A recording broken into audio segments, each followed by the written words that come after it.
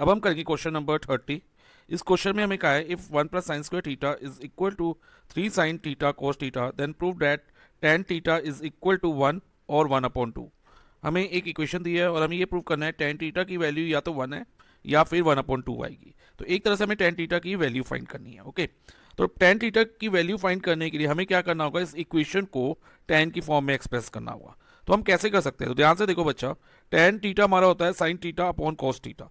तो अगर मैं यहाँ पर साइन स्क्वायर थीटा के नीचे cos स्क्वायर थीटा लिख दूं, ठीक है, cos स्क्वायर थीटा लिख दूं, तो यहाँ क्या हो जाएगा, tan स्क्वायर थीटा बन जाएगा, क्योंकि इस फॉर्मूले के according tan theta equal to sin theta upon cos theta. Yes, लेकिन हम सिर्फ इसके नीचे नहीं लिख सकते, क्योंकि इक्वेशन को बैलेंस करने के लिए हमें हर टर्म के नीचे इसको लिखना होगा। तो 1 के लिए नीचे भी लिखना होगा cos स्क्वायर थीटा डिनोमिनेटर में, और RHS के इस साइड में भी cos स्क्वायर थीटा लिखना होगा, तभी इक्वेशन बैलेंस होगी। ओके, अब बच्चा 1 प्लस कॉस स्क्वायर थीटा किसके इक्वल होगा, देखो ये सेक का रेसिप्रोकल होता है कॉस थीटा। तो अगर 1 अपॉन कॉस स्क्वायर थीटा दिया होगा तो उसको आप सेक स्क्वायर थीटा मान सकते हो। इवन अगर कॉस थीटा भी दिया होगा ना, मान लो यहाँ स्क्वायर नहीं है, तब भी आप उसको सेक थीटा लिख सकते हो। तो अभी क्योंकि कॉस स्क्वायर थीटा, तो इसलिए हम सेक स्क्वायर थीटा ही लिखेंगे। प्लस अब sine square theta upon cos square theta क्या बन गया बच्चा, tan square theta is equal to, अब ध्यान दो ये कॉस थीटा कट जाएगा, नीचे कॉस स्क्वायर थीटा है तो एक पावर कम हो जाएगी, कि पावर 2 है इधर, तो बेस सेम हो तो पावर सब्ट्रैक्ट होती है, तो इधर कॉस थीटा बच जाएगा। और ये क्या बन गया, 3 sine theta upon cos theta, again sine theta upon cos theta किसके इक्वल है, टेन थीटा के, तो 3 टेन थीटा। ओके, अब ध्यान दो बच्चा, सेक स्क्वायर थीटा की जगह हम ये लिख सकते हैं 1 प्लस टेन स्क्वायर थीटा, क्योंकि हमारे पास आइडेंटिटी है 1 plus tan square theta is equal to sec square theta. अब सेक स्क्वायर थीटा की जगह हम 1 प्लस टेन स्क्वायर थीटा लिख देंगे। ओके, तो ये हमको पूरी इक्वेशन बाकी एज इट इज कॉपी हो जाएगी।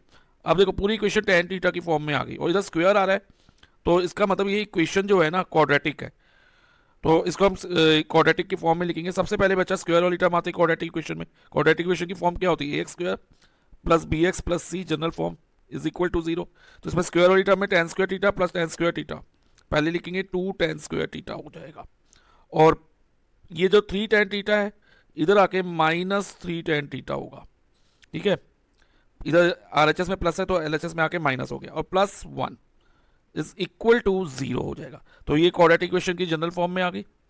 अब अगर हम टेन थीटा को x एज्यूम कर ले, या कोई भी वेरिएबल ले लो, ठीक है, तो मैं टेन थीटा को x ले रहा हूँ अभी, तो लिख देंगे let tan theta is equal to x।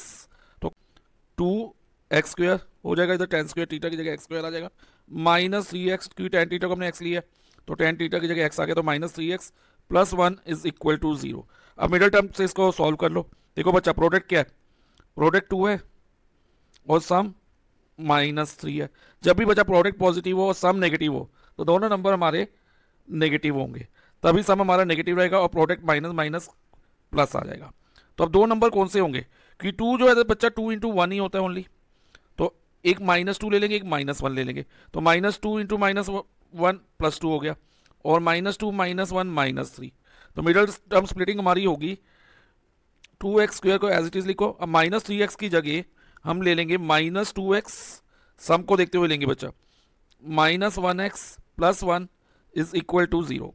अब देखो बच्चा, फर्स्ट टू टर्म में क्या कॉमन है, नंबर में 2 कॉमन है और वेरिएबल में x स्क्वायर और x में से x कॉमन है, तो हम x को 2x कॉमन ले लिया।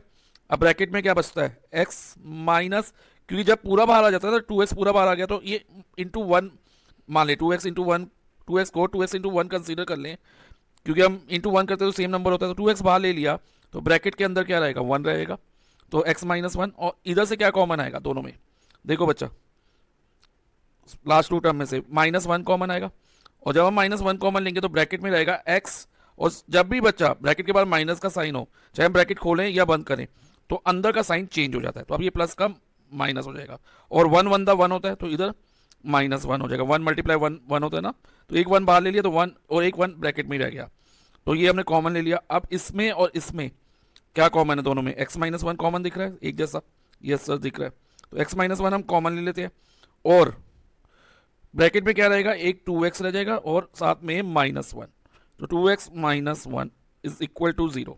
अब बच्चा x -1 को इक्वल टू 0 लिखो पहले, और साथ में 2x -1 को भी 0 लिख दो, क्योंकि क्वाड्रेटिक इक्वेशन है तो इसमें एट मोस्ट मैक्सिमम 2 वैल्यूज हो सकती है एक्स की। तो अब x minus one is equal to 0 से x की वैल्यू क्या होगी, माइनस वन 0 के साथ जाएगा तो प्लस वन हो जाएगा, तो x is equal to 1 and 2x is equal to, अब ये माइनस वन इधर जाएगा तो प्लस वन होगा। अब x इज इक्वल टू तो 1 ही रहेगा, लेकिन इधर x की वैल्यू क्या होगी, 2x इज इक्वल टू 1 है तो x is equal to 1 upon 2, क्योंकि इधर ये मल्टीप्लाई में है 2 तो इधर आके डिवाइजर में चला जाएगा। तो x की वैल्यू आइदर 1 और 2 आ गई। और x हमने क्या ज्यूम किया था बच्चा, tan थीटा, तो हम कह सकते हैं कि tan theta is equal to 1 and tan theta is equal to 1 upon 2। यही हमने शो करना कि tan थीटा की वैल्यू 1 और 1 अपॉन 2 आएगी। सो हमने ये शो कर दिया, हेंस प्रूव्ड।